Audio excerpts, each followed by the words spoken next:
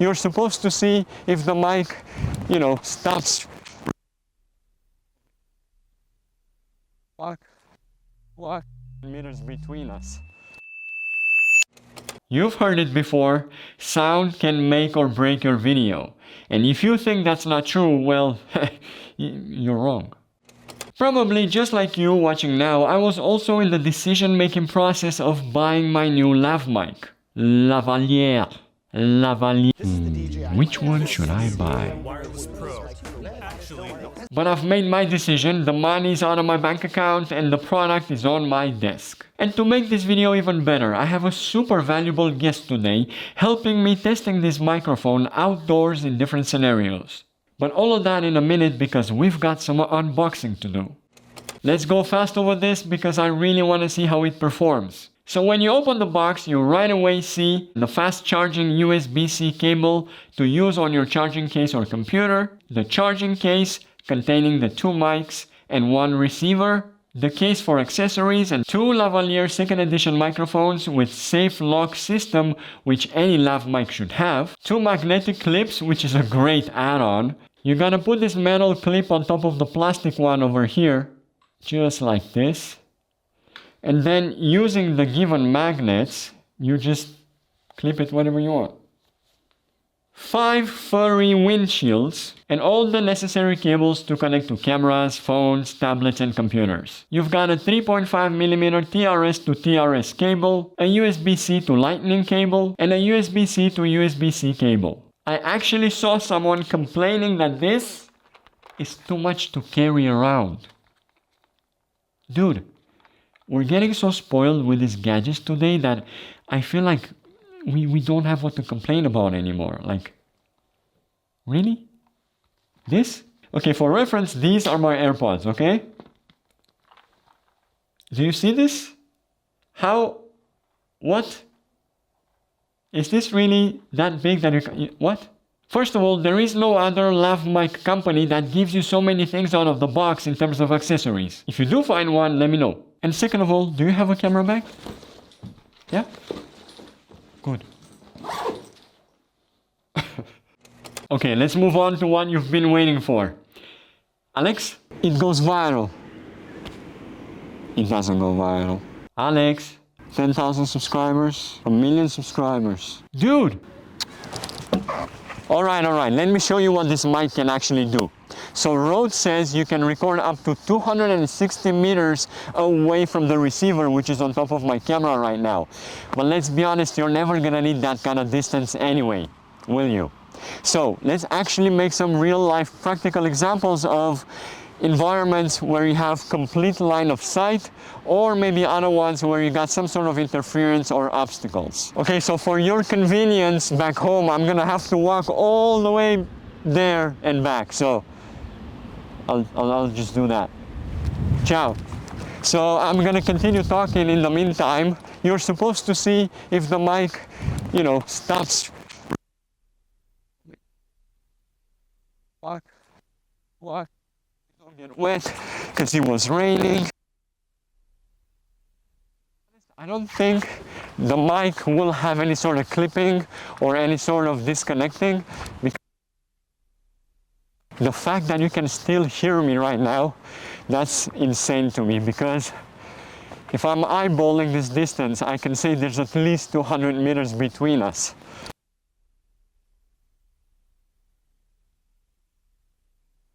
Right now, I'm literally 50 feet, 50 steps away from the receiver, and this is how the sound is like. This is 100 steps of mine. I'm a bit of a taller person, so maybe I step a bit more than other people, but this is 100 steps of mine. Awesome, this is 150 steps. I really hope you can still hear me, because I'm pretty sure this should still be in range. All right, this is 200 steps. I'm a bit in doubt if you still hear me right now, because it kind of looks like I'm far away. Unless I'm gonna go spy on someone or I'm on a football stadium, I really don't think I will ever use this kind of distance. I'm just gonna slowly go back to the camera and try to talk as much as possible as I get back to the camera. As far as I can tell, we're not anywhere near to any radio frequency in an area full of, wireless transmitters or Bluetooth devices. Okay, I want to replicate that distance test, but this time, because we drove quite far away from the sea, I want to walk 150 or 200 steps again, just to see if the microphone disconnects in the same way. 1, 2, 3. All right, this right here is 50 steps. Obviously, there's a lot of interference around. There's a lot of trees, a lot of tall, thick trees around me. So this is 50 steps. I really hope this doesn't interrupt. I'm gonna walk 50 more and hopefully still be in line of sight. Okay, I'm not sure if you can still see me, but right here it's 100 steps. And not only that, of course, we still have the trees around me, but there's a certain level of elevation right here. So I'm really curious if you can still hear me continuously without any sort of interference. Now I cannot see the tripod anymore, so I'm pretty sure you can't see me either. I'm at 150 steps away from the receiver, and at this point I really am curious. I'm super curious if you can still hear me right now, because we got 200 steps away. We have a huge hill in between us. We had all this huge elevation in between us. We are somewhere down there. We had this huge hill in that direction. Let's see if the more I get to you, hopefully the connection gets back. Or maybe it didn't lose at all. Maybe the connection was on at all times. I would be very surprised if it didn't disconnect at all, to be honest with you. So technically at this distance already, you should hear me quite okay, but you never know with these tests. I'm really curious if me getting behind any of these trees will affect the connection, so I'm just gonna keep talking. 1, 2, 3, 4, 5, 6. I only know how to count till 6. I'm gonna keep talking and walking, but also stop to see if the connection interrupts or not. I'm gonna go still in your line of sight so you can still see me, but behind these trees over here. To be honest, I hope you can still hear me, because this really shouldn't interfere too much. In terms of recording settings, you got 3 main things. You got the auto mode, the dynamic mode, and the new, with the firmware update, the high pass filter. It's funny because when this came out, this feature was not available yet, and then people started complaining all over the internet, comparing them with other lav mics from other companies. But hey, one firmware update later, here we are. So basically this high pass filter reduces low frequency sounds like, any seagull noises or any wind in the background, and really puts more accent on the vocals. But of course, if you really want to get the most out of it, in this kind of windy situation, you should wear your dead cat, how I call it. So, yeah. So now I'm just gonna turn off this high pass filter just so you can see the difference. And yeah, unfortunately, what actually pisses me off already is that you need to connect this cable to your phone to go to the app and turn this high pass filter on and off. Why couldn't they do this on the receiver or wirelessly? I don't know, but yeah, you gotta do what you gotta do. So I just turned off the filter, and probably you can already tell, of course, the dead cat on the mic will help a little bit with the wind. You should notice right now a considerable difference between the two. So this auto mode offers a little bit more balanced type of recording, trying to, minimize the background noises while still keeping a good quality of your vocals. And that's the one I'm recording with right now. Now I'm recording in the dynamic mode, and I'm not sure if you notice a huge difference, because nothing really changed in the background of my voice. So because it's trying to adapt to every single sound in real time, if you hear the birds, or maybe someone is next to me and is trying to talk to me, you might hear them as well.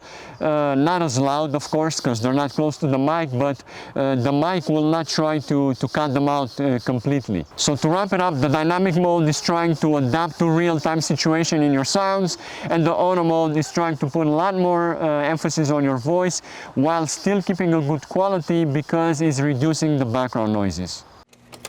So by pressing this button right here, this light turning red, that means I'm recording in 32-bit float in the device, on it. It's not burning the video on the camera. So because of that, it gives a lot more flexibility in post-production. I don't have to worry about the gain levels before I start recording. I can basically talk a little bit like this. So even though I'm whispering right now, you can still hear me because I have adjusted the levels of this video in post. But I can also yell like this, and I'm not ruining your ears. So when you get home, you got two options. You open the Rode Central app, and you either export in 24-bit or 32-bit. If you export in 24-bit, the app will try to somehow level the audios for you so you don't have any clipping. But if you export in 32-bit, you put that in your editing software and you go crazy from there with the adjustments. It's super important to mention, because everybody's so hyped about this feature, that you only get 32-bit float recording in the device, in the transmitter itself. You got about 40 hours of recording, so you don't get it unless you press the recording button, unless you see the red light turn on. That's when you get this feature. Otherwise, you get the usual 24-bit burned into the video through the camera. But I guess at the end of the day, what you really want to know before making this type of purchasing decision is how does the mic sound, and what are those important features you really have to know about the mic. Obviously, putting aside the price tag, which I hope you're already in line with if you're watching this video. So, with that said, I'm going to give the transmission back to Alex. Alright, so for the sake of making more tests, I want you to also hear the difference indoors. At the moment, you hear me through this Røde Videomic Pro Plus connected straight to the camera, but in a second I'm going to switch to this.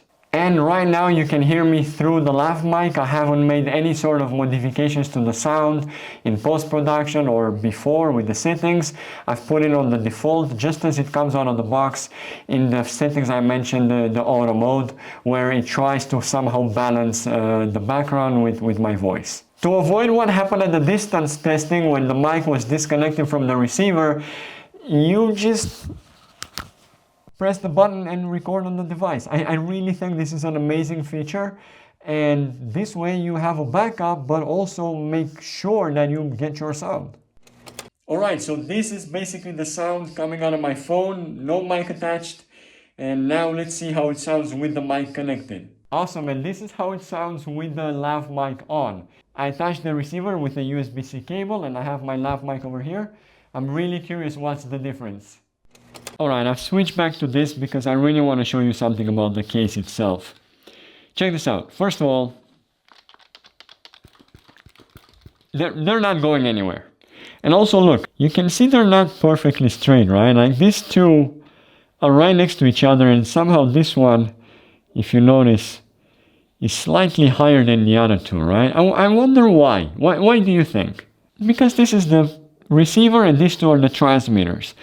I saw someone online complaining that it's easy to confuse which one is which. I do admit that maybe they should have written on them TX for transmitter and RX for receiver. You know, just like they used to do on the old ones, right? You got receiver over there and you got your transmitter over here. But I really don't think this is something to complain about. Like, I think when you do, you know, a comparison with other lav mic and you do pros and cons, then okay, you gotta pick on something, so you're gonna mention these kind of things, but you're not gonna confuse them. The moment you take them out of the box and see how they go, it's obvious. Like, look, if I take them out, wait, let me do this. Can you see inside that it says receiver and transmitter? The receiver goes first, and then these other ones go like this. It's not that hard.